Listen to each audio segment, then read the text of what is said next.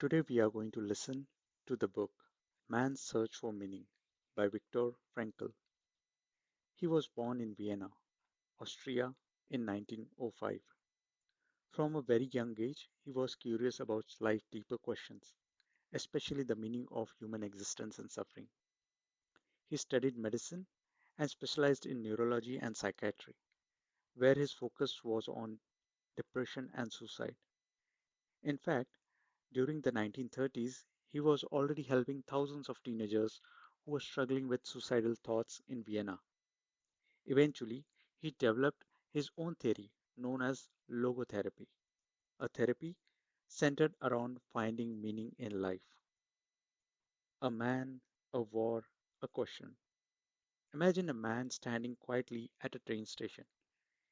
He holds a small bag with just a few personal items. Around him are others, some frightened, others confused, soldiers shouting orders, children crying. The man, a psychiatrist named Viktor Frankl, is waiting for something he can't yet understand. He's about to be taken to a concentration camp, a place worse than a nightmare. The year is 1942. The world is at war, and Frankl, along with millions of other Jews, is being sent away by the Nazis. He does not yet know what will happen, but what he carries more than a bag is a question. What makes life worth living, even when everything is taken away? Part 1. Experience in Concentration Camp. Chapter 1. Arrival and Shock.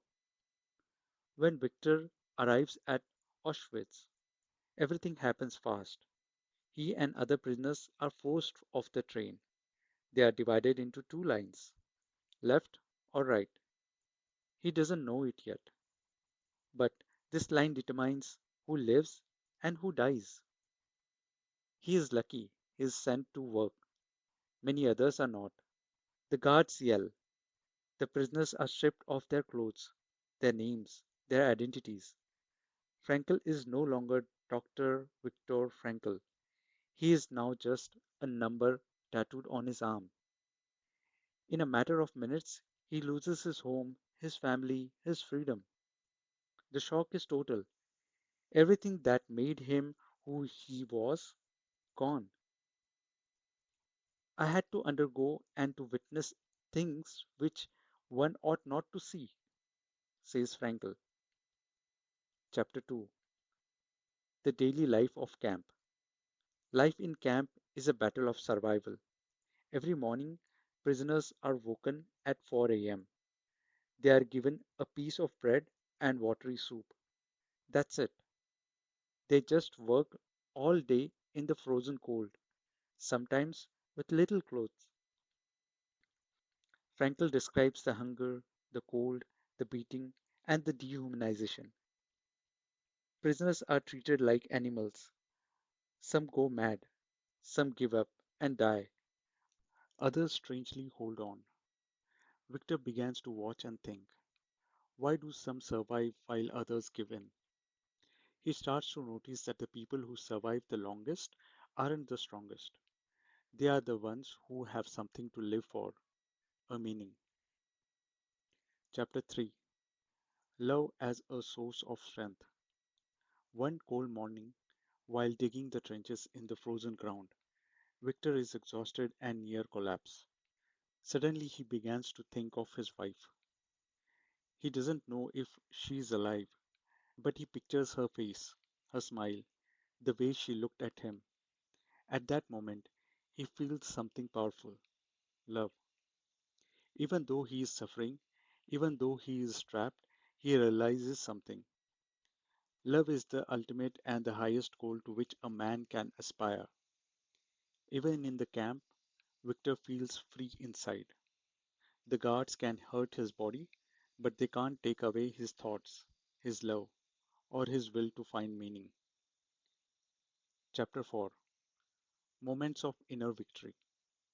Some prisoners gave away their last piece of bread to others. Some helped sick friends, even when they themselves were weak. Frankl sees that even in the worst place, people can still choose to be kind. He calls this the last human freedom, to choose one's attitude in any given set of circumstances. He starts to believe that life has meaning under all conditions, even the most miserable. This gives him the inner strength to keep going. Chapter 5: Suffering as Meaning. Frankl writes that suffering, when faced with courage, can be meaningful. He tells the story of a fellow prisoner who was giving up hope. The man has dreamed he would be free by a certain date. That date came, and he was still in the camp. He lost hope, became sick, and died. This made Frankl realize hope and purpose are as important as food. Suffering became unbearable only when we can't find meaning in it. Chapter 6: The Release and the Empty Freedom.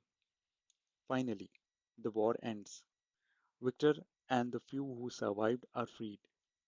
But something unexpected happens. At first, they don't feel joy, they feel numb. They have been in pain so long that they don't know how to feel happy.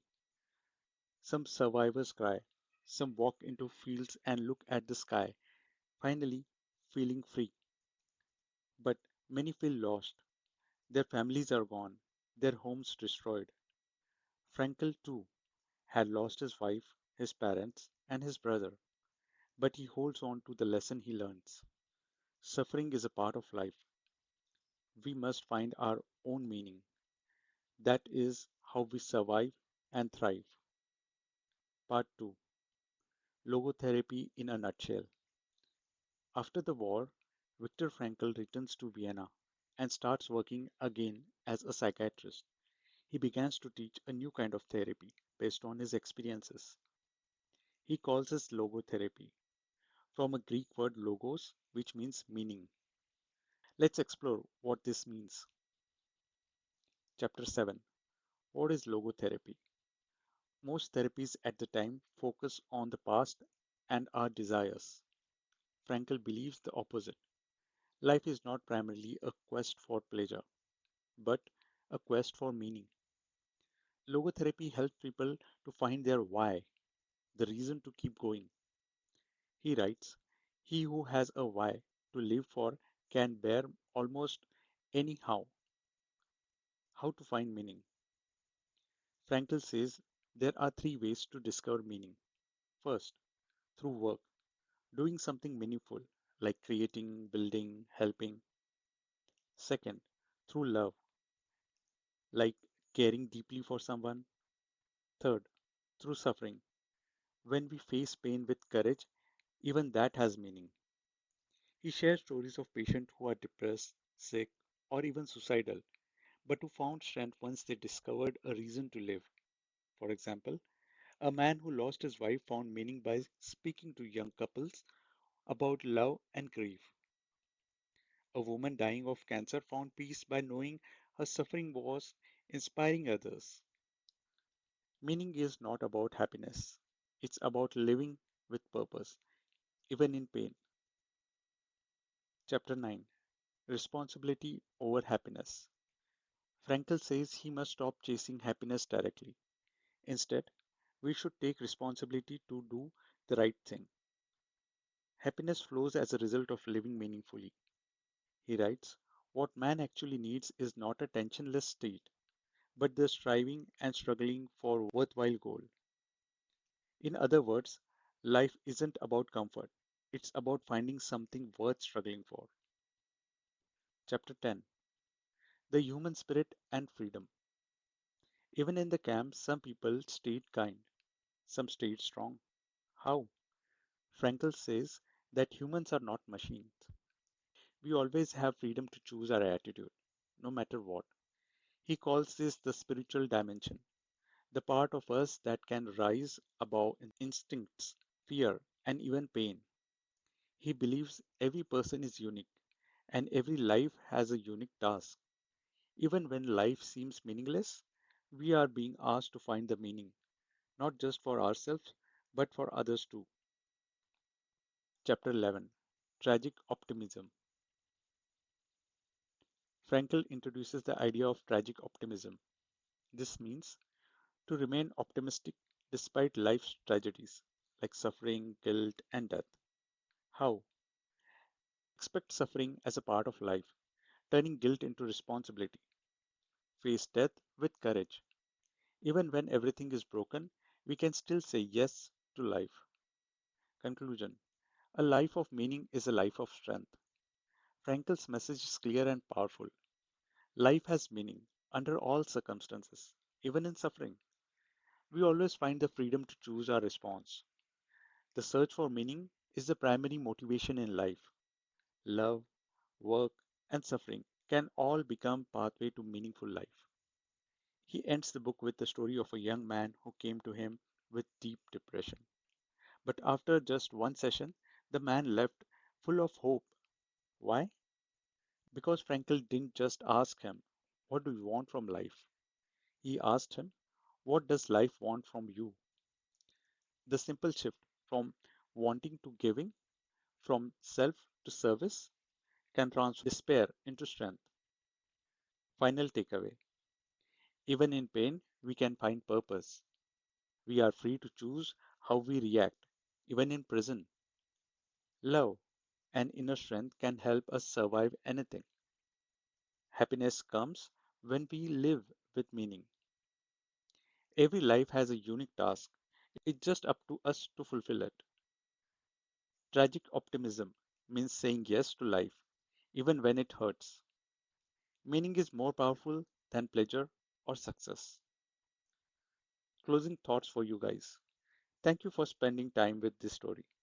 Man's Search for Meaning isn't just a book, it's a reminder, a whisper from the past, that no matter how dark things get, there is always a light inside us. That light is our ability to choose, to love, to create, and to live with purpose. Hold on to it because life, your life, has meaning. Thank you for listening. You may like, share, subscribe, and comment us your thoughts.